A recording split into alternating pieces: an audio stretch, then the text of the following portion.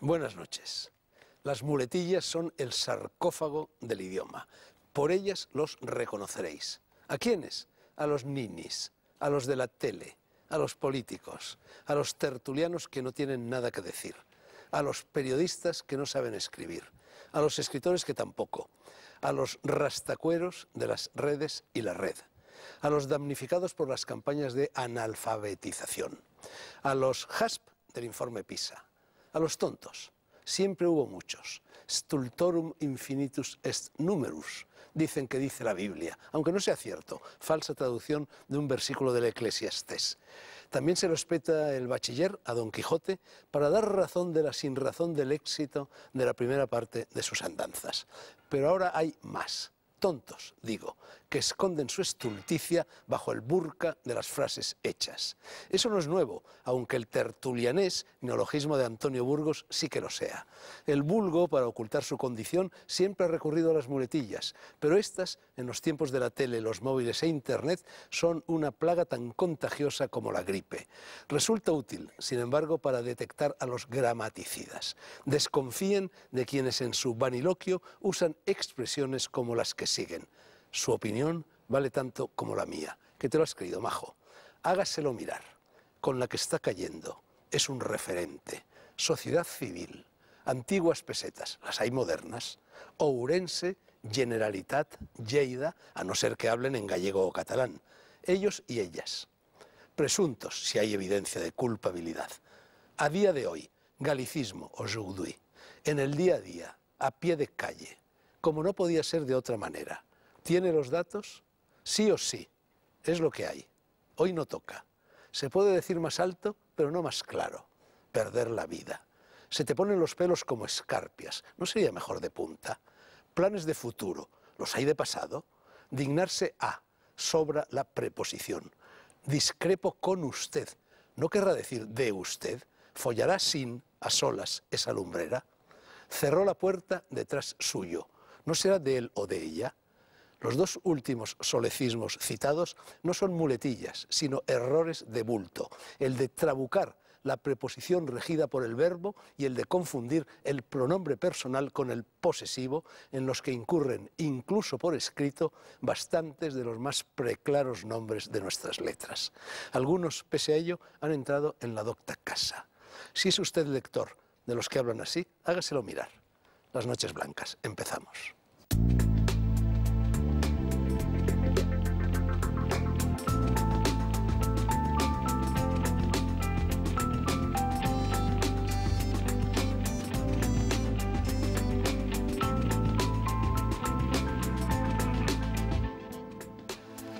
Carlos Salem vuelve a las andadas, vuelve por donde solía, con esta novela publicada por RBA que se titula Un jamón calibre 45.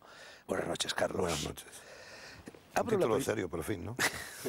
Abro la primera página de esta novela, Carlos, y me encuentro, bueno, con una serie de dedicatorias y entre ellas, cosa que me conmueve, como sabes, para la gatita Mía, que me recordó lo bien que me llevo con su especie, para su mascota Marta. Hay una gata en este... Hay un gato, es un gato. No, pero siempre están cruzándose, no sé por qué siempre se meten. Siempre se meten en mis novelas, o gatos o ovejas, debo tener alguna especie de parafilia por ahí.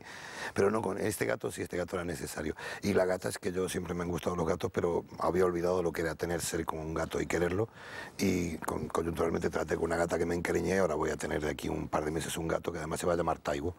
Gatos policía no hay, pero ¿tú crees que puede haber gatos detective? Yo creo que sí. Bueno, hay uno de cómic muy famoso que es Black Sad. Ajá. Que es un cómic que son unos españoles que están dando la vuelta al mundo. Es muy buen cómic. Es como una vuelta al mundo de la novela negra, pero con animales. Pero muy... Es el único gato detective que conozco. Bueno, en esta ristra de dedicatorias, la última es para Osvaldo Soriano, que me enseñó casi todo. ¿Tú llegaste a conocerlo a él personalmente? No, esa es la gran pena. Esa y Vázquez Montalbán eran dos personas que yo quería conocer como escritor, aunque fuera poco conocido, pero decir... Mira, yo también escribo, a ver qué me dice, o por lo menos, no sé. Y bueno, con Soriano se murió en el 97 y me quedé con las ganas. Carlos, tú eres un escritor tardío, publicas tu primera novela cuando ya tienes 40 y bastantes años, ¿no? Y sin embargo llevas ya... Bueno, aquí hay una contradicción entre lo que me he encontrado en el dossier que he escudriñado para preparar esta entrevista y lo que dice la solapa del libro. La solapa del libro dice que tienes 9 obras publicadas. En el dossier dice 11. Son 11. Pero por alguna cuestión se olvidan de la obra de teatro. Ya. Que este año sale una obra de teatro que se llama El torturador arrepentido. Sí, de mayo de 2007 que comencé a publicar ahora, son con 11 libros. Pero eso no quiere decir nada, vamos, puedo tener 11 lectores, ¿no? Pero novelas son 5, que es lo más difícil para mí. Tú escribes muy bien. ¿Se debe eso a la labia argentina, que se menciona prácticamente en la primera página de la novela? No, supongo que no. A las lecturas sí, a leer mucho. Vamos, tú lo sabes mejor que yo, la gente quiere escribir y no lee, que se dedique a otra cosa, ¿no? Porque realmente tenemos que leer 100 veces más de lo que escribimos. Si cambiamos el porcentaje, malo el producto, ¿no? ¿Tú eres o fuiste un argentino en Madrid, jodido pero contento, como el personaje de este libro? Sí. De hecho, Nicolás tiene mucho. He tratado de rescatar hace 20 años cuando llegué aquí, pero ponerlo en una época actual, en el 2003, 2004, 2005, donde estaría situada la novela. Pero sí, jodido pero contento. Y va cambiando. Contento, ¿Sigues jodido? ¿Sigues contento? ¿No sigues muy contento de las dos cosas? Estoy muy contento, pero de vez en cuando estoy jodido. Tú eres un habitante de la noche, ¿no? Todo lo que puedo.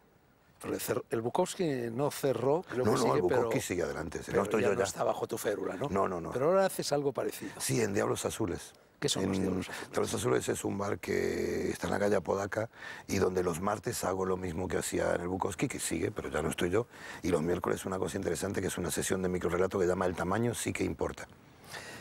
En este libro, tú eres callejero también, ¿no? Un poco. Eres gato callejero. Un poco. Y en este libro, como en todos los tuyos, hay mucha calle. Hay mucha filosofía de la calle, hay muchos personajes de la calle, hay mucha forma de hablar, como hablan los de la calle, ¿no? Sí, yo creo que sí.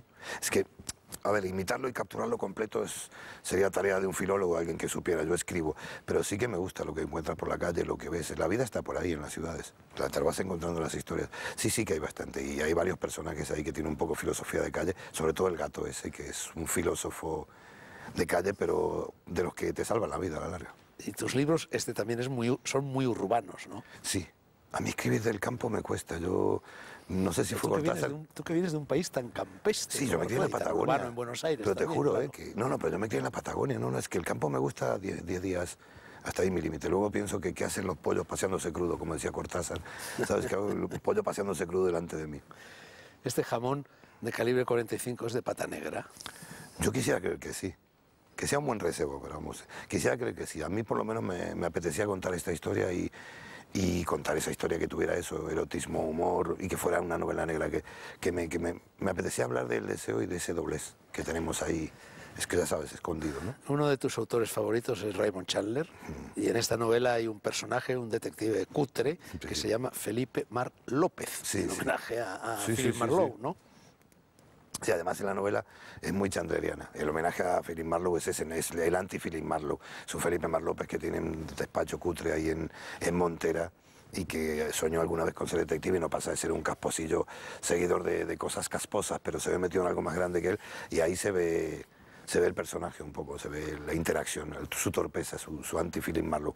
Pero es muy chandleriana la novela, yo creo, por lo menos en el Yo tono. no sé si te va a sorprender lo que te voy a decir ahora, Carlos, pero yo además de chandleriana, que lo es sin duda alguna, tus novelas son también muy hitchcockianas. En el sentido, en Hitchcock hay un tema no constante en todas sus películas, pero sí muy abundante en ellas, que es el tema del outsider, del extranjero, del hombre que de repente se ve envuelto en una trama y ha caído dentro de esa trama como llovido por el cielo, ¿no? Falso culpable, con la muerte en los talones, el hombre que sabía demasiado. Esta novela tuya, Un jamón calibre 45, es algo así, un individuo que de repente se ve envuelto en un fregado insospechable, ¿no? Sí, porque ¿sabes qué pasa? Es que estamos tan saturados, yo por lo menos de héroes, me encantan los héroes de western, los héroes de la novela negra, me encanta idealizar, pero estamos tan saturados de personajes perfectos que tiran 10 cuchillos sin miras, ¿no? ¿Qué pasa con una persona normal, un poco despistada, como este Nicolás Sotanovsky, este argentino que lleva 6 meses en España y está saltando de cama en cama, de bar en bar, pero no se encuentra?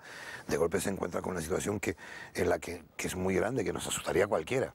Y él, sin documentación porque se la han quitado, otro se desesperaría. Él, como es un poco hedonista, decide esta vez voy a investigar, pero no es ningún valiente, no es ningún héroe, sale corriendo cuando salen los tiros. Bueno, pero todo esto es porque está esperando el retorno de una mujer que se ha ido, se encuentra sin casa, y una amistad ocasional le cede otra casa, y ahí empieza todo. Y ahí donde se mete en esa casa, llaman a la puerta y aparece. Claro, aparece el Jamón Calibre 25, un matón de 2 metros, de apellido Serrano, que le pega un bofetón y le pregunta por la dueña de casa. Él no la conoce, él le han prestado esa casa.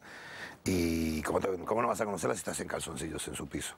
Y entonces le da un plazo muy corto. Porque nos has dicho que él acaba de llegar y le ha dado tiempo únicamente a quedarse en calzoncillos y prepararse una copa. Sí, nada más. Una copa. Y lo que haría cualquiera, es agosto en Madrid.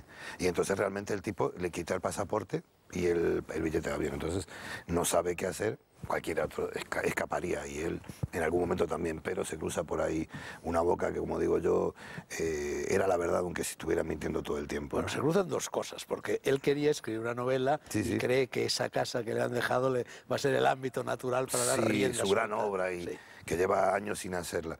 Y no llega a escribir una línea porque se encuentra con esta situación y lo siguiente con lo que se encuentra es con una ex amiga de la tal Noelia, explosiva, muy sensual, muy loca, muy creativa, pero que entra prácticamente en su vida y él sabe que hay algo le ocultan, pero el único nexo que tiene para encontrar a esta mujer en la que teóricamente va la vida es esta amiga, pero esta amiga tiene, a ver, ¿qué se puede hacer en agosto en Madrid? Sino practicar el sexo y es por lo menos es lo que yo pienso. Y ella lo ayuda por el tiempo que él logra salir de la cama, pues lo tiene metido en la cama casi todo el tiempo. Eso te iba a decir, que el protagonista has dicho que iba saltando de cama en cama. Iba saltando de cama en cama hasta que conoces a esta mujer. Sí, que no le deja la fuerzas. Vida en una sola cama. No le deja fuerzas, en cama, en el salón donde lo encuentra. ¿Es tu novela más erótica, siéndolo todas las anteriores? Es la más erótica sin vocación. Yo tengo una tan erótica que nunca la terminé. Que aparte el título era un título muy vendible, se llamaba El coño de mi prima. Y luego no la terminé porque en la página 85 ya tenían que tener relación sexo con extraterrestres. O sea, cuando se te va una novela erótica, ¿no? Que dices, se me fue demasiado. Yo creo que sí, pero es por el tema, es ese doblez que hay por dentro de cada personaje, ese cobarde que es un valiente, esa responsable que luego es la más sucia, ese tipo de gente que todos tenemos cómodos. Entonces salió ahí el deseo y lo impregna toda la novela. Bueno, ya que mencionas el coño, la novela viene a decir que la verdad es como un coño. Sí, ella lo dice. Nina, un personaje, él dice, quiero saber la verdad, dime toda la verdad. Si tú conoces a tu amiga, me estás ocultando cosas. Dice, mira, Nicolás, la verdad es un coño. Se lava, se estrena y todo olvidado. Y ese es el axioma que ella tiene, es que realmente él tarda mucho en darse cuenta que es cierto, que tiene razón. Además de erotismo, en todas tus novelas hay sentido del humor. Mucho. Es que mi vida da mucha risa. Son novelas a veces incluso cómicas. Sí, es que mi vida da mucha risa. Es que tú juntas esos dos personajes. Este Nicolás es un tipo de unos 30 años, no es el argentino clásico de antaño, es un tipo despistado, que le gusta beber, que está ahí. Y el Jamón Calibre 45, este Serrano, que es un exboxeador gigantesco, tampoco es un matón malo. Él ha terminado cayendo ahí porque ha ido decayendo.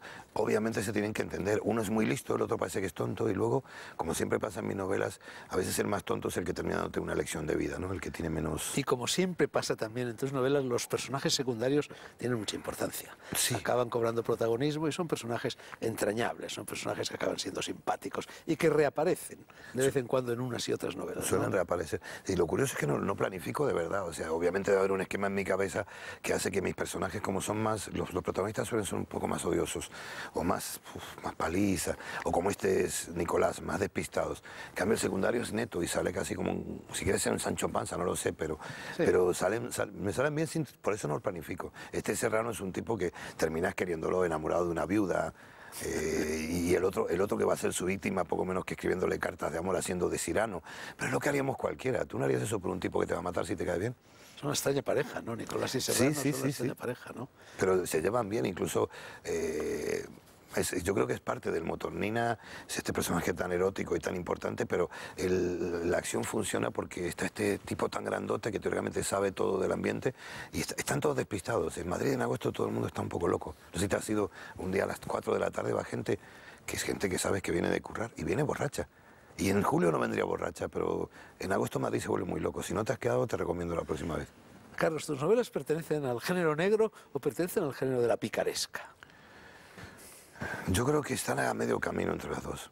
La picaresca es un gran aporte de la literatura española a la literatura mundial que no está suficientemente valorado. La literatura canalla, que yo hago a veces, los cuentos canallas, es rescatar la picaresca. Y un poco sí, un poco esa picaresca sí. Es negra porque tiene una estructura básica negra y porque contarla, desvelar alguna cosa al fondo que a mí también me interese, pero no sea el fin fundamental. Que no te leas la novela para ver quién fue, sino porque te la estás pasando bien. Y te lo pasas bien porque es una novela de aventuras.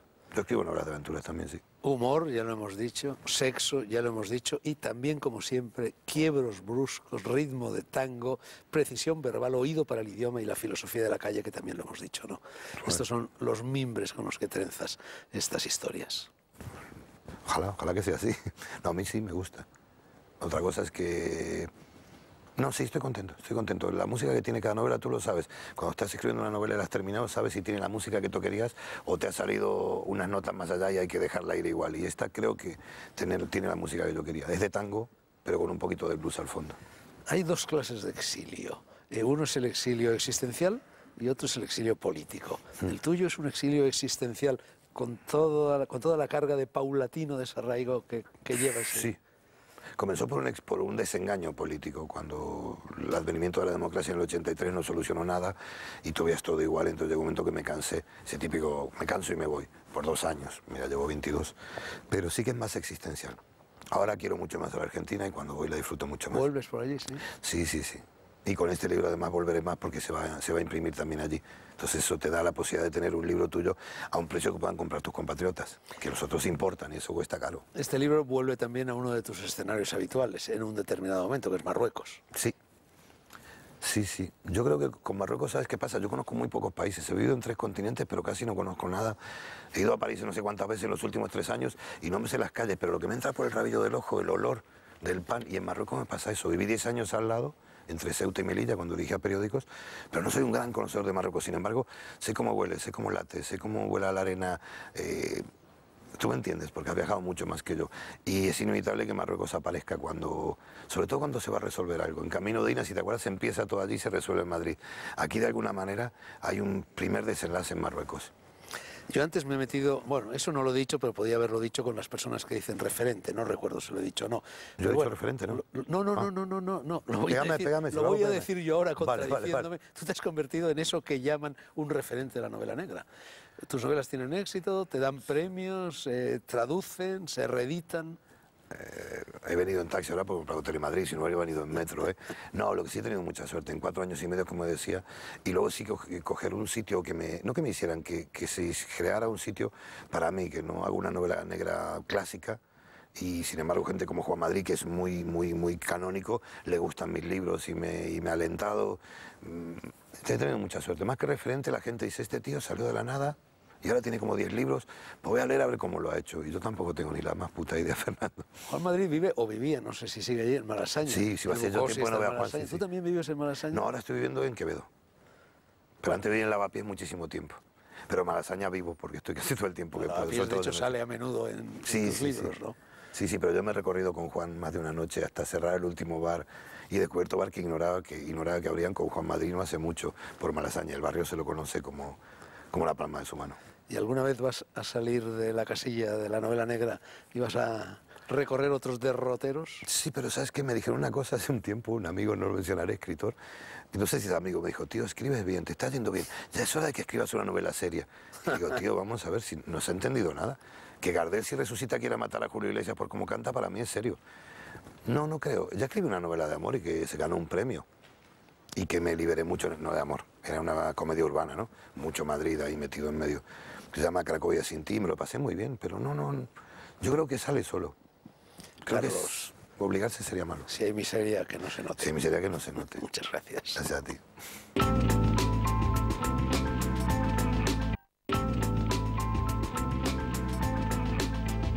Getafe Negro en estos días y en el estudio Carlos Salem, al cual acabo de entrevistar sobre su última novela, Un jamón de calibre 45, y Lorenzo Silva, bueno, que es uno, lo vuelvo a decir, la palabra fatídica, uno de los referentes españoles de la novela negra. De la novela negra, ¿tú te consideras un autor de novela negra de verdad, Lorenzo? Buenas noches a los dos. Buenas noches. Porque tu acercamiento a ese género es muy peculiar, ¿no?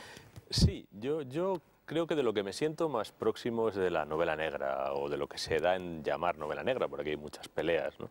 De la novela negra norteamericana. Pero por otra parte, desde el principio he querido indagar una vía que fuera autóctona, y que al ser autóctona participe casi más. Yo casi me siento más próximo, reconociendo esta deuda con los maestros norteamericanos, me siento más próximo a la picaresca española. Yo creo que la realidad española es tan potente y además tiene una tradición literaria tan sólida que, bueno, que es que no se puede uno sustraer al Lazarillo o al Buscón, o, Bueno, es curioso que digas patio de esto, porque Monipodio, yo, ¿no? No en se la puede entrevista que sustraer. le he hecho a Carlos, tú no habías llegado todavía, le he preguntado si él era un autor de novela negra o de picaresca, precisamente, ¿no? Mi novela además es cervantina. Yo tengo un Quijote y un Sancho Panza. La única cosa es que el Quijote es un brigada de la Guardia Civil y la Sancho Panza es una sargento de la Guardia Civil, pero esa dualidad está muy presente. Bueno, es que en el trasfondo de tus novelas hay mucha literatura. Está Cervantes, por supuesto, está Nabokov, está Kafka incluso, que anda por aquí en el decorado también, ¿no? Sí, yo he creído siempre que escribir una historia de crímenes no estaba reñido con la literatura, y sobre todo que no estaba reñido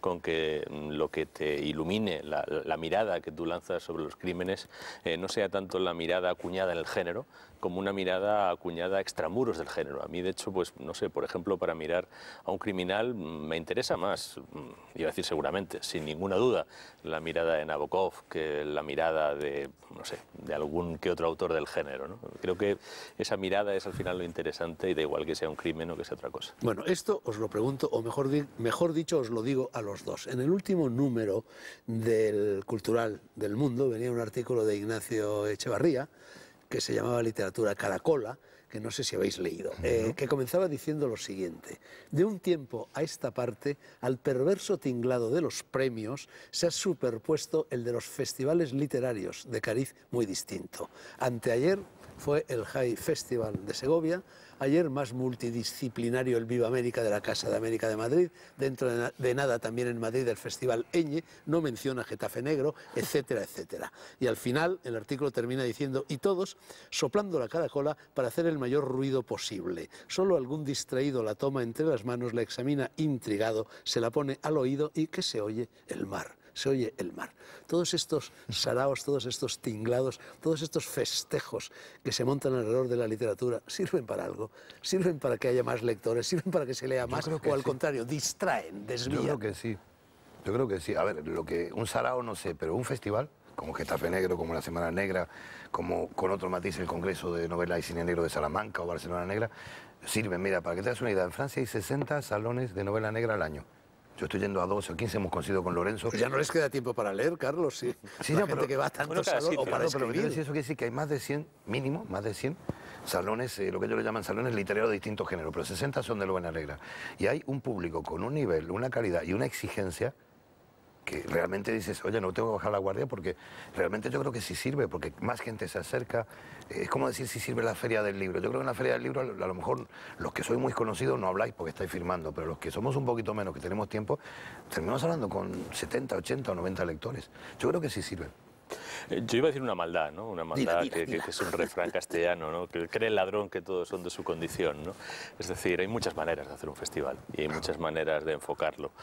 Yo eso a lo que alude Ignacio Echevarría es algo que no me ha interesado jamás. Llevo 30 años escribiendo, y las otras formas de eso que él cuenta, que puede ser, pues qué sé yo, estar en la vida literaria que se llama, ¿no? A mí búsquenme en vano ahí, porque yo estoy normalmente sentado escribiendo, trabajando.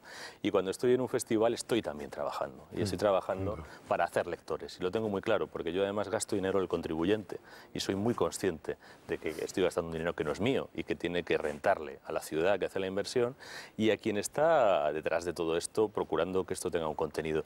Yo, mira, te podría decir muchas cosas, pero te voy a decir un dato muy concreto.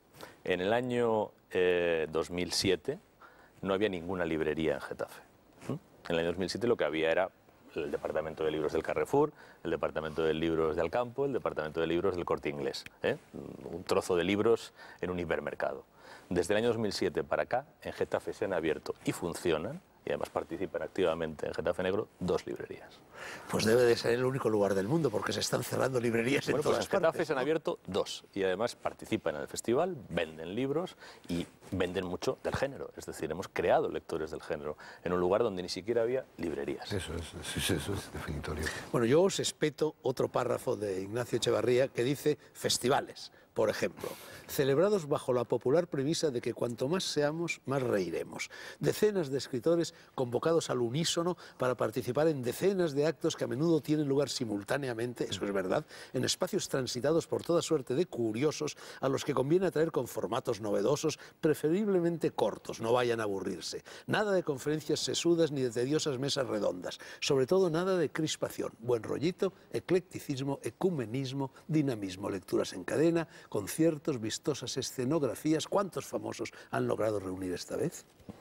Yo me pregunto, ¿Ignacio Echevarría va a los festivales o Creo lee que no los, vamos a los mismos, o lee los programas? Sí, igual no vamos o lee a los los mismos programas. festivales. Hombre, porque- vamos a ver, yo que no voy nunca a festivales, procuro evitarlos. El año pasado estuve en el de Segovia, en el de Jai, que me trataron con exquisita cortesía y generosidad, pero la verdad es que era un poco esto que describe Ignacio Echevarría. Yo tuve esa misma impresión. Yo, sinceramente, respondo de lo que hago yo. Intento hacerlo a mi estilo. Desde luego, mi estilo no es ese.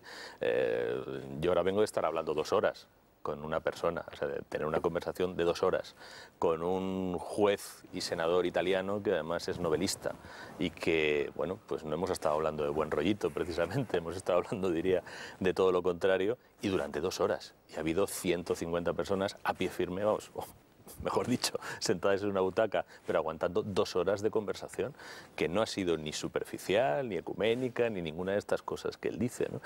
Igual que la lista de nombres. Bueno, yo es que no puedo responder por otros festivales, yo no hago listas de nombres, ni siquiera la mayoría de ni siquiera solo de escritores, es decir, a Getafe Negro, por ejemplo... Hombre, tú vienen- no, son los organizadores de no, los festivales. no, quienes pero suponen yo que organizo un festival, organizo el festival de Getafe y a Getafe vienen policías, vienen jueces, viene todo tipo de gente, vienen ladrones, vienen gángsteres. Por ejemplo, Es ¿qué decir, pensáis, ya que os proclamáis cervantinos, los dos en definitiva, qué pensáis de eso que pasa cuando llega el día del libro, la fecha del aniversario de la muerte de Cervantes, y la gente se va al Círculo de Bellas Artes y empieza a leer en voz alta capítulos y capítulos del Quijote? Yo tengo una cosa, prefiero que hagan eso y no que vean Sálvame. Me parece mucho más sano. O sea, prefiero que la gente diga, voy a leer capítulos del Quijote, pero salgo de la basofia, que la gente está encadenada como si en un tubo. O sea, todo lo que se acerque a un libro me parece genial. Aunque sea una cosa, como está diciendo Ignacio, el camino ya marcado, lo que quieras, pero que la gente tenga una alternativa para no tener que deglutir toda esa porquería que es lo único que te da la tele. es que te voy a decir otra. La mayoría de la tele. Hace un ratito he estado hablando con un chaval español de 15 años que venía con 4 libros debajo del brazo. 4 libros, 2 de novela negra, 2 que no eran de novela negra. Se los había comprado en la feria de libro que hay dentro del Festival de Getafe. Y me ha dicho, llevo viniendo 2 años y me he aficionado a esto. Un chaval de 15 años, español, que ya sabemos normalmente que no prevemos que tenga ese comportamiento. Es decir, a lo mejor lo que hemos hecho hasta ahora en Getafe Negro ha sido una chorrada. Estoy dispuesto a admitirlo porque me puedo equivocar. Yo no he pero estado si, nunca, pero no, si esto- esa chorrada ha servido para que este chaval de 15 años lleve 4 libros debajo del brazo, a mí eso me vale más que todos los artículos de Ignacio Bueno, Echevarría. hablemos de novela negra. Particularmente. ¿Qué ¿verdad? fue antes, la novela negra americana o la serie negra francesa? No, la americana. La americana. ¿Y Simenón? ¿No es novela negra Simenón? Sí, pero la americana nace en el 39 prácticamente. Como, si te das cuenta... Simenón ya estaba escribiendo. Ya, ¿no? pero quiero decir que En para esa mí, nace, época, para mí nace con el sueño eterno, pero bueno, eso ya es Ya, un bueno, problema que pero tengo bueno, yo está lo con de Raymond Hammett Chandler. antes, ¿no? Pero si lo de Hammett está antes, si nace el 30 prácticamente. No, yo, a ver, es que el problema, a mí las etiquetas me importan bastante poco, francamente. Yo, de hecho, hablo indistintamente de novela negra, novela policial, novela criminal. Intento hablar muy indistintamente de todo esto, porque detrás de toda etiqueta definida con precisión hay un purista, ¿no? Yo creo que un purista pues, es lo último que necesita la literatura. Yo creo que el género en torno al crimen ha surgido en muchos sitios. Se ha desarrollado más porque los anglosajones tuvieron un par de individualidades muy notables, empezando por Edgar Allan Poe, que probablemente es una de las individualidades Sí, la más primera. notables de la literatura contemporánea, si no la más notable, ¿no? Un señor que inventa él solo 5 géneros. Eso ha tenido mucho peso. Pero en cuanto el género ha rodado, el género ahora mismo se escribe en todas partes. Ahora mismo hay crímenes en todas partes y hay historias en torno al crimen en todos los lugares. Y yo no creo que la patente, ni el monopolio, ni siquiera la élite del género la tenga nadie. Creo que eso es lo bueno. Los anglosajones han perdido ese cetro Pero hay que tuvieron. tantos crímenes en la vida como los hay en las novelas. Os lo pregunto porque ya fuera del género de novela negra, muchísimas de las novelas que se publican en estos días giran de uno u otro modo alrededor de un Es crimen. que fíjate una cosa, hasta no hace mucho la novela negra era un subgénero. Hace ya unos años se reconoce como un género. Ahora es un protogénero porque todo está invadido. También tiene que ver mucho con las editoriales. A más de uno le dicen, oye, mete un muertito que así vendemos y ya es negra. depende. Es que yo creo, como dice Lorenzo, es un límite tan delgado que lo sabes leyendo novela. ¿Cuándo es negra una novela? ¿Cuándo pertenece al género canónico? Una novela negra, pues fíjate, las mías tienen mucho humor y son negras, porque de alguna manera hay una mirada negra sobre la sociedad o sobre el individualismo que le pasa, desde el individualismo del protagonista. Hay una situación límite que por lo general puede suponer un cambio, pero que aparte supone una búsqueda de algo. Y además, es que yo creo que no solo depende del muerto. Hay alguno que ha hecho alguna novela negra sin muerto, pero sin muerto... Que el crimen, que desde luego no tiene por qué ser un homicidio, para mí el requisito es que el crimen impregne la mirada. Puede ser la mirada del asesino, ahí está el asesino dentro de mí, Jim Thompson, cuyo protagonista es el criminal. Ese crimen impregna la mirada desde la que se cuenta la historia. O puede ser un investigador, porque cuando Maigret investiga un crimen, él no es un criminal, pero esa mirada que el crimen representa, él la asume y en cierto modo empapa su propia mirada. Él, en el roce con el criminal, el policía se criminaliza un poco también, con lo que su mirada también tiene algo de criminal. Yo lo de la dicotomía entre Francia y Estados Unidos os lo planteaba por lo siguiente. Yo recuerdo perfectamente cuando, creo que fue en 1953, 54, 55, prácticamente en aquella época no se leía en España novela negra, no se había oído hablar, no existía ni siquiera esa etiqueta. Y de repente, a través de Francia, nos llega a nosotros, los chicos de la universidad, los que leíamos, los chicos inquietos, los que íbamos a ser o queríamos ser escritores, llega una novela avalada por los grandes críticos franceses que nos dice esto es gran literatura, y es La llave de cristal de Dashiell Hammett. Y a partir de ahí empieza a echar raíces, al menos entre los lectores españoles, no todavía entre los escritores, ese género. Este es un país muy afrancesado, no solo en eso, es verdad que la etiqueta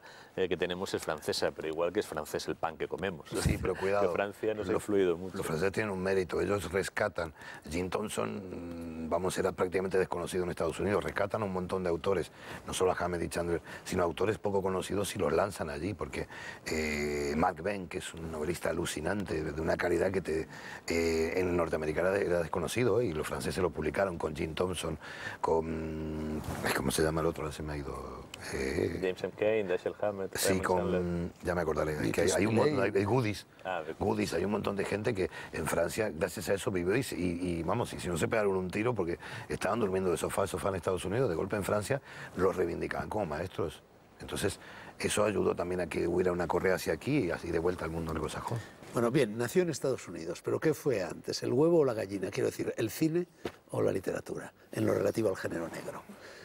A mí me da la sensación... El cine le ha pegado un empujón tremendo ¿no? de que convergieron. Es decir, es una de esas situaciones en las que... Se ayudaron mutuamente. Claro, que en un mismo espacio aparecen, no sé si providencialmente o casualmente, o seguramente no tiene nada de casualidad, creadores en dos lenguajes que se complementaron perfectamente. Es que da la casualidad, que ya digo, a lo mejor no es una casualidad, de que los grandes narradores del género negro norteamericano, los que son capaces de, en cierto modo, asumir y crear una tradición que además se hace, hay que destacarlo, a la contra.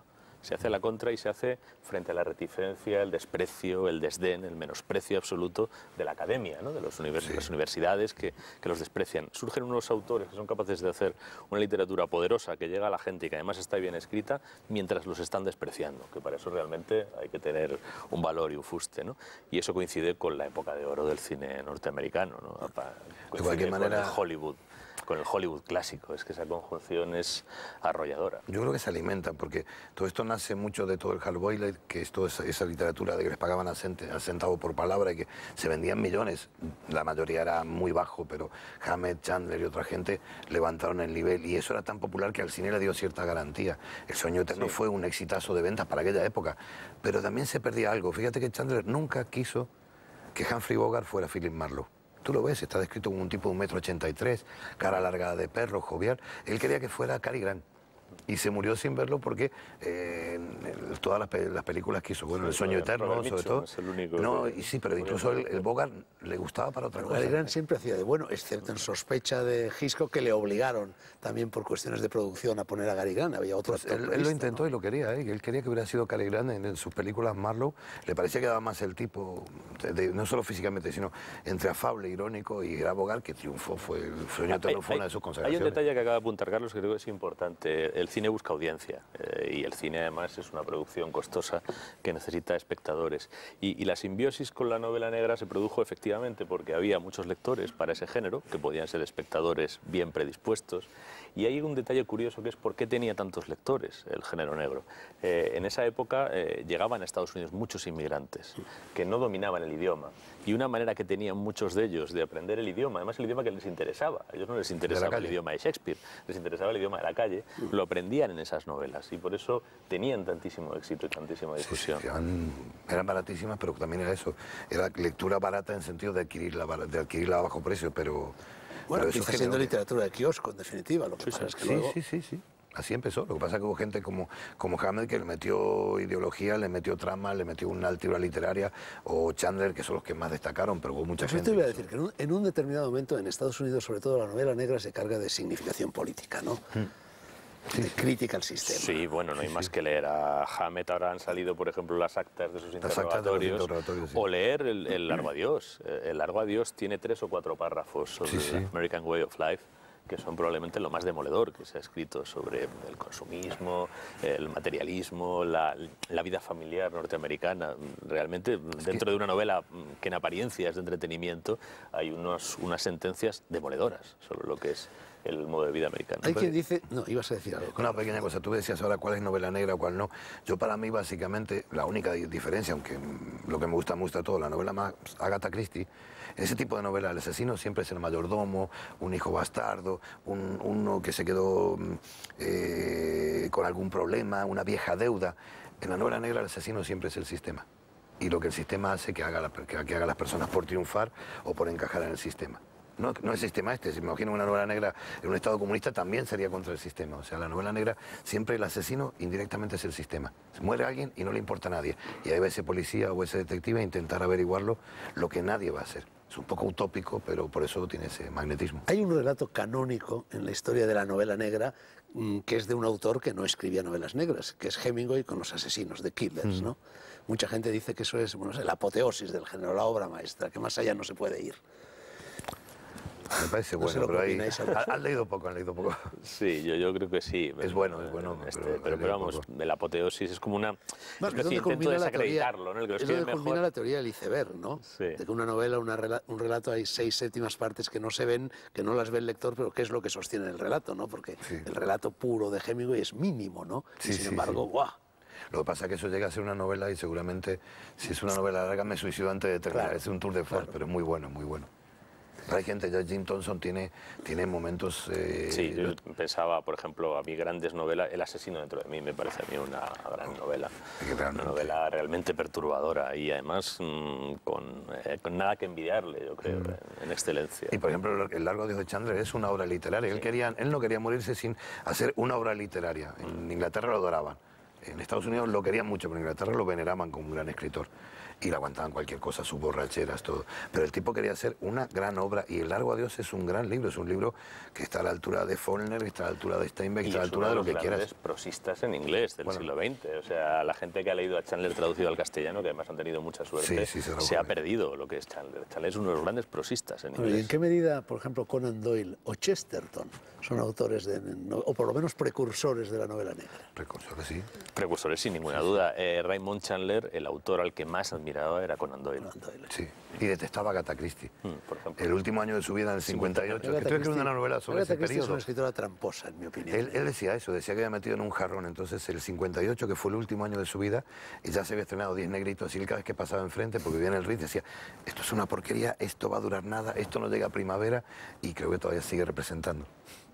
Y esa simbiosis a la que hemos aludido, que se produce en Estados Unidos, también en Francia, entre la novela negra y el cine, en España no ha cuajado, ¿no? Con alguna excepción. Alguna excepción feliz. Sí, yo no sé si vas a decir la misma que yo, pero para mí la gran excepción tiene un nombre y un apellido y se llama Enrique Urbizu. Sí, va a decir La Caja 507. No hay ninguna duda. O la última es una película excelente, es una película en la que uno se cree una trama negra rodada en España con elementos interesantes que tiene que ver con la realidad española, con cosas muy complejas y muy escabrosas como el narcotráfico, el terrorismo, muy buena. Y también tu amigo Juan Madrid, con Días contados, ¿no? Sí, bueno, quizá el mayor éxito que ha... Juan ya sabemos que ya está de vuelta y está yendo, o sea, Juan ha vuelto, ido tantas veces que sigue yendo y sigue volviendo, es inagotable. Pero sí, yo creo que sí, lo pasa que Enrique Urbizu da hasta La vida mancha, que es una película menor de él, es una película que parece francesa en el buen sentido de la palabra. Cuando ellos se ponen a hacer cine negro los franceses, de ese que te da un poco de miedo. ¿Sabes qué dice? Ya la primera, Todo por la pasta, que es una película sí, que es una comediata, pero muy buena. Pero tiene mucha fuerza. Yo creo que eso abre un sendero que seguirá otra gente, porque hay mucha gente que ha intentado hacer, incluso las que han hecho sobre tus novelas, a mí me han gustado. La del... Me encantó la del bolchevique. La flaqueza del bolchevique me pareció excelente. Sí, es que me pareció tiene excelente. Algún elemento. No, pero está muy bien trabajado. Sí, pero tiene ahí un punto que realmente, yo creo que sí, lo que pasa es que todavía no tenemos... Yo no sé si es industria, es que hacen una película de esas los franceses y la van a ver todos, no todos, la van a ver la gente que tiene que ir a verla.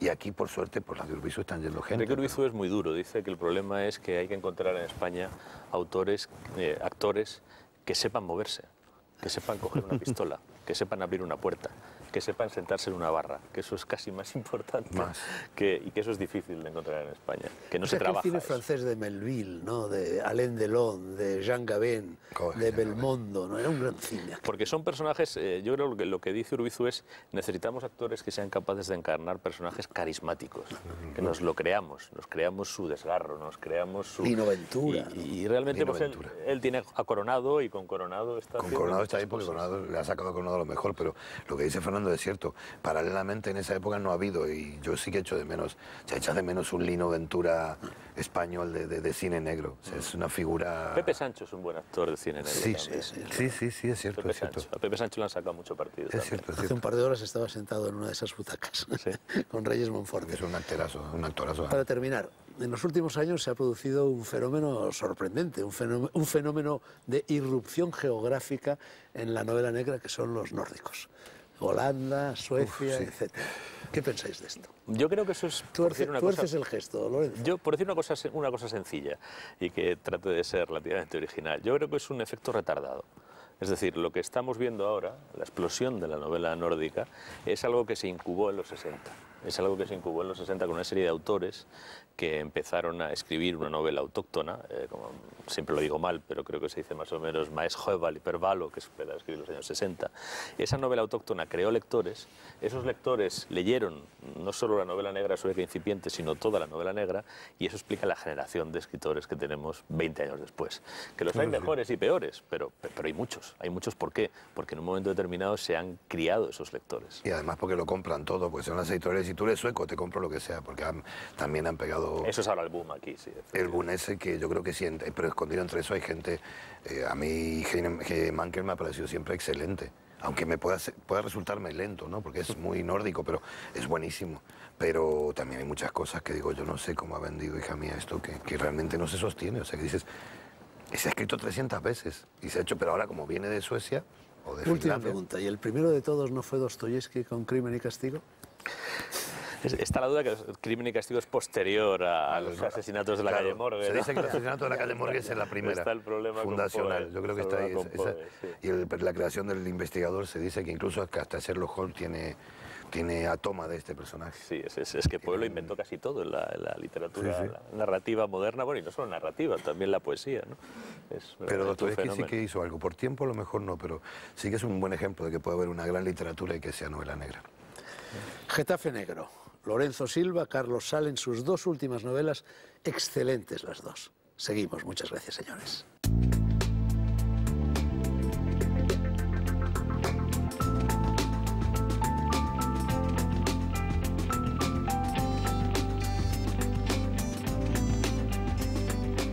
Dejamos de hablar de novela negra y pasamos simplemente a hablar de libros.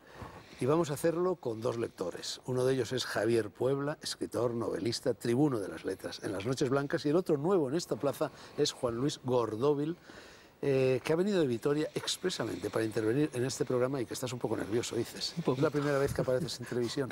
La primera, sí. Bueno, pues tranquilízate. Y la primera que hablo en público también. ¿Que hablas en público? Sí, sí, sí. ¿Nunca has hablado en público? Tampoco. Bueno, vamos a ver. Entonces, bueno, ya sabéis que se trata de recomendar libros o de tirarlos al cajón.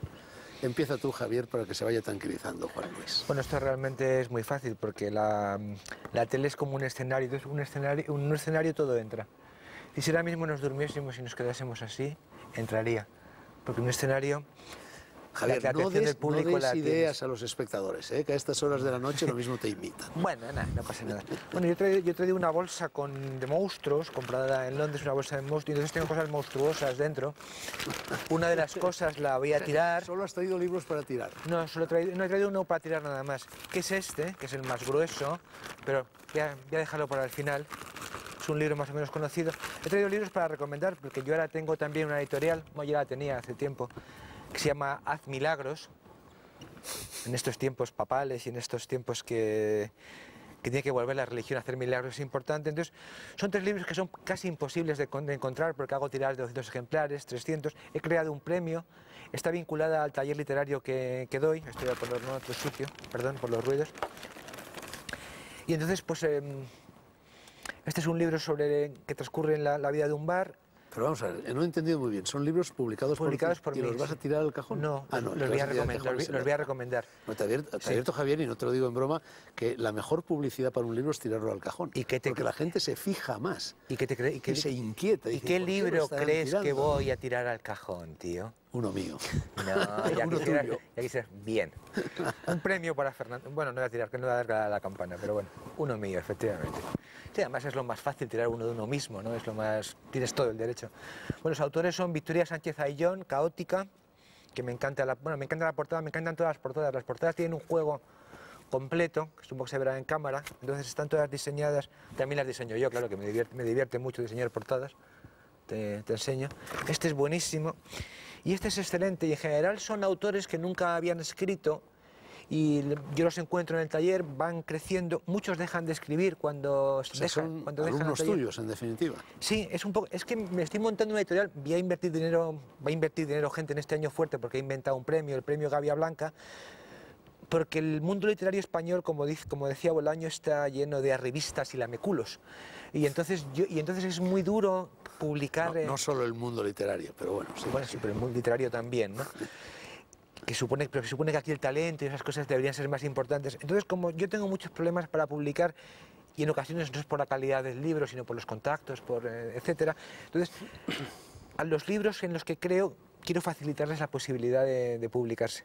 Bueno, esto que estás haciendo es un servicio completo. Primero les enseñas a escribir o les ayudas a aprender a escribir y luego les publicas el libro. Les publico el libro, he creado un premio y luego voy a crear una distribución, voy a hacerles... ¿El premio es solo para los alumnos de en un principio es para gente que haya estado en el taller y que sea el libro del... A lo mejor luego lo amplío. Voy a crear una segunda línea y en la segunda línea está, por supuesto... Bueno, Juan Luis, tú que quieres cruzar no solo el Rubicón de la televisión, cosa que estás haciendo en este momento, sino también el Rubicón de la literatura, preséntate al premio. Bueno, ¿Puede sí, o no? Sí, porque yo invito a cualquier persona que me esté viendo al taller, pero a cambio pido un peaje. Y el peaje que pido es que me escriban un relato. Un relato, sí. ¿Microrelato o macro? Un relato de un folio. Un relato de un folio. El que quiera venir me manda un correo electrónico, que busque mi nombre en Google, salgo el primero siempre, javierpuebla.com. Me puede llamar por teléfono, mandarme un correo. Entonces yo les doy un tema para un relato, leen el relato, porque es como un teatro el taller. Pero yo realmente no enseño nada. ¿Ese otro libro es el que vas a tirar? No, este libro lo voy a recomendar, porque yo realmente no enseño nada porque soy como... Pero no vas a tirar nada, habías dicho antes que ibas a tirar. ¿Cómo? Lo voy a tirar el más gordo. Bueno, aquí pues está todavía, déjalo para el final. pero le dejamos para el final. Ahora para y claro. vamos a ver lo que nos dice Juan Luis Gordovil. Juan Luis, ¿tú qué traes? Pues bueno, yo traigo 2 libros. Traigo este que ya es antiguo, en tiempos de crisis, en tiempos de que todo parece que está cambiando y que en estos meses que vienen van a cambiar más.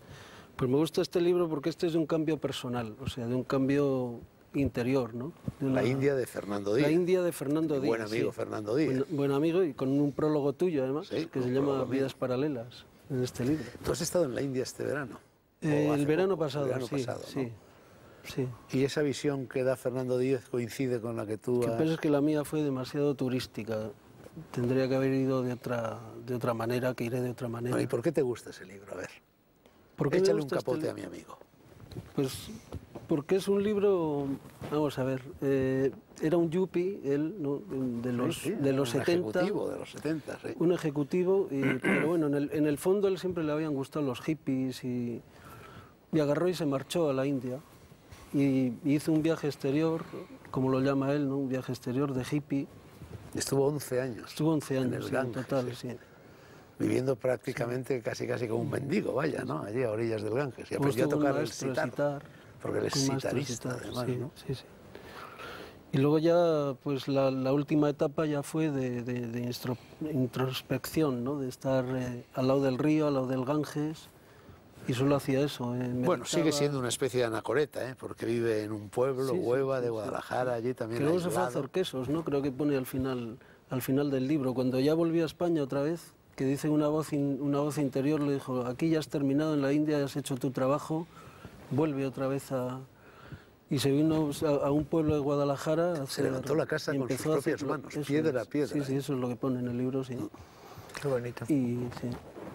Viaje interior. Javier. Viaje interior, el sí. viaje exterior al Empezó el viaje viaje exterior, y sí, luego la continuó con el música viaje yo creo que le interior. conectó con los dos y luego ya fue el viaje interior. Bueno, es que el viaje exterior que no va acompañado por un viaje interior no es un viaje. no sirve Es un para viaje nada. muy poco Hay interesante. gente que no necesita viajar exteriormente, ¿eh? Que se las arregla viajando solo interiormente. Luego hay otros que necesitamos tener ese apoyo, ¿no? Del viaje exterior. Pero Pero lo más grave es la gente que no necesita viajar interiormente. sí, eso es lo Esa peor. gente es un poco preocupante, pero bueno, pero hay que ser comprensivo con la naturaleza humana. A ver, sé comprensivo con la naturaleza humana y háblanos de un chino. Nos vas a Bueno, hablar del de chino un sí, ¿no? del Tao. Además te puedo hacer una proposición de editor, autor, pero como estamos en público y hay muchos testigos, hay cámaras, si la aceptases tendrías que publicar el libro conmigo. Te hace una proposición de que escribas un libro, dentro de unos segundos. Pero Sí, que va a tener que ver un con libro eso, sobre claro. el Tao Te Ching de Claro, Lao Tse. evidentemente, es Bueno, tú sabes que facilísimo el lo Tao que te iba Te a Ching de Lao proponer. Tse siempre digo que es mi libro favorito. Me lo temía. De todos los libros no escritos, porque ni siquiera se sabe si ese libro se escribió, ¿no? Es una especie de extraterrestre que de repente llegó a la Tierra. Es el libro que más me gusta de toda la historia universal. No me extraña, yo lo leo todo el tiempo, tiene cosas divinas, ¿no? Todo el tiempo. Bueno, ¿y qué pretendes que haga? ¿Un libro de comentarios del Tao Te No, Ching? ¿O pretendo qué? algo mucho mejor. O sea, pretendo algo mucho más interesante. Porque siempre que ves el Tao, ¿qué sucede? Que es la versión de... A ver, que los espectadores sepan que si Fernando Sánchez Dragó acepta hacer este libro, tiene que publicarlo con Haz Milagros. ¿Lo digo o no lo digo? Y de una vez ¿Vale? de qué libro se trata. Querría la versión de Fernando Sánchez Dragó. Eso es lo que quiero. Pero yo no puedo traducir del chino. Yo sé cómo se hace. Eso no voy a revelarlo en público. ¿Sabes cómo se hace? No, sé cómo tú haces tu versión. Porque Stephen Mitchell, ¿qué hace? ¿Realmente sabe chino? Relativamente. Pero hay muchísimas versiones del Tao Te Ching. Sí, muchísimas, claro. Y yo, 10 o 12. por ser mi viejo amigo Fernando Sánchez Dragó, que te conozco desde los 20 años y siempre me has cuidado y protegido, yo llevo mi taller a Castelfrío solo para ti y juntos montábamos el libro. Bueno, se estudiará el proyecto. Se estudiará el Javier. proyecto, bien, me parece bien. Pero vamos, sería una cosa... Es que la versión de Stephen Mitchell es una versión de un americano que está taoísta, es interesante, pero luego está traducida por alguien que ni siquiera es taoísta. Y entonces, pues tu versión sería muy interesante, como sería interesante quizá la versión de otras personas, ¿no? Pero solo tengo 3 cosas que enseñar: simplicidad, paciencia, compasión. Bueno, el Tao Te Ching es un libro que es fantástico cuando estás mal, cuando estás triste, cuando tienes cualquier tipo de problema, porque lo abres y Es Por un libro cualquier sitio, sapiencial, ¿no? Lo ¿no? abres. Sí. Responde Y siempre. responde siempre, sí, es maravilloso. Esta frase me encanta, que para mí es lo del taller, porque mis alumnos siempre lo dicen: el maestro no habla, actúa. Cuando su tarea concluye, la gente dice: asombroso, lo hicimos nosotros solos. Mis alumnos siempre dicen eso, y yo estoy de acuerdo, lo hacen ellos solos. Yo... Juan Luis, otro libro. Pues Los enamoramientos de Javier Marías. También yo lo tengo. Ah, coincidimos. Pues me ha gustado bastante. A mí también me ha gustado bastante, ¿no?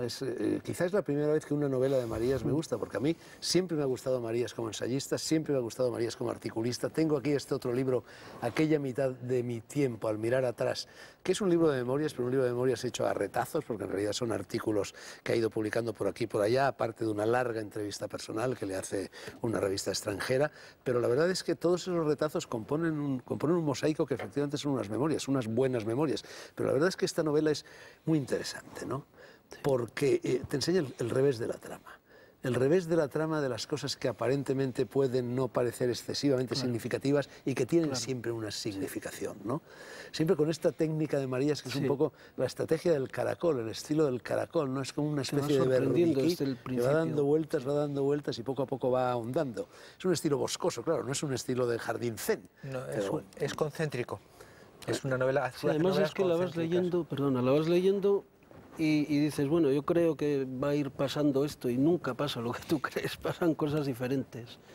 Además hay una falsilla literaria escondida en la novela que por una parte son las constantes alusiones a esta novela que el propio Marías ha publicado, que es El coronel Chabert, que es un libro no muy conocido de Balzac, que ha publicado en esta editorial del Reino de Redonda, que él ha fundado y del que es monarca, y también de Los Tres Mosqueteros, de Dumas y de la relación de Athos con Milady, ¿no? Y todo eso está también en la novela. Mira, yo tenía aquí un párrafo señalado que quería leer, Juan Luis, porque creo que describe muy bien lo que es esta novela, ¿no? Es un párrafo que dice, sí, todo se atenúa, pero también es cierto que nada desaparece ni se va nunca del todo. Permanecen débiles ecos y huidizas reminiscencias que surgen en cualquier instante, como fragmentos de lápidas en la sala de un museo que nadie visita. Cadavéricos como ruinas de tímpanos con inscripciones quebradas, materia pasada, materia muda, casi indescifrables, sin apenas sentido, absurdos restos que se conservan sin ningún propósito, porque no podrán recomponerse nunca y ya son menos iluminación que tiniebla y mucho menos recuerdo que olvido. Y sin embargo, ahí están, sin que nadie los destruya y los junte con sus trozos desperdigados o hace siglos perdidos. Ahí están guardados como pequeños tesoros y superstición, como valiosos testigos de que alguien existió alguna vez y de que murió y tuvo nombre, aunque no lo veamos completo y su reconstrucción sea imposible y a nadie le importe nada ese alguien que no es nadie. Al fin y al cabo, esa es la tarea de la literatura o una de las tareas que incumben a la literatura, ¿no? Una de las cosas que hace muy bien Javier Marías es la música, ¿eh? Lo que tú leías y era musical, ¿verdad? Es musical escribiendo. Sí. Tiene un oído fantástico. Estoy muy contento porque en muchos programas el único que defendía a Marías, ¿te acuerdas? Era yo. Sí. Y ver este momento de que Fernando Sánchez Dragó está leyendo un párrafo de un libro de ficción de Marías. El maestro Lao Tse me enseñó a rectificar con el Tao Te Ching. Así, no me parece bien. No, pero yo creo que el propio Marías rectifica de alguna manera porque la trilogía en la que pone todas sus esperanzas, a mí es el único libro que se me cayó de las manos, el primero fue, y es el único libro que no he leído entero de él.